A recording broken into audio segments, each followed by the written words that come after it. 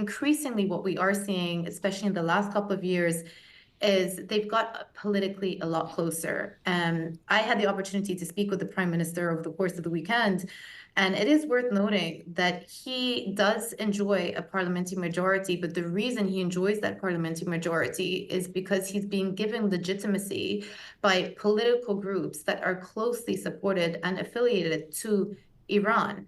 And so it is very noteworthy that just in the last couple of years, Iraq has fostered much closer political relationships to Iran. Right. And one of the concerns in the region is that there are several non-state actors that are, again, operating within this so-called axis of resistance that have been carrying out Right. attacks either on US targets or Israeli targets. With your leadership of the conversation in Dubai, how does Sunni Middle East react to a combined Shia Iran and Iraq? How does Saudi Arabia, how does UAE, Kuwait, the rest, out off, frankly, to the west to Morocco, how do they respond to this combination?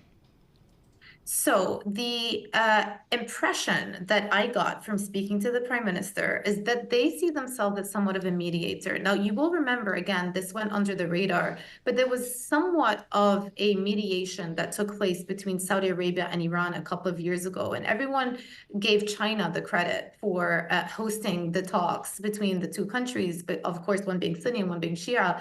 But in reality, it was Iraq operating behind the scenes, going in between the two. Now, you have to remember there's another link between Iraq and Saudi Arabia, and that is, of course, they're the second largest oil producer within OPEC. They're a very important member of OPEC. There's a lot of focus, obviously, within OPEC to support oil prices right now.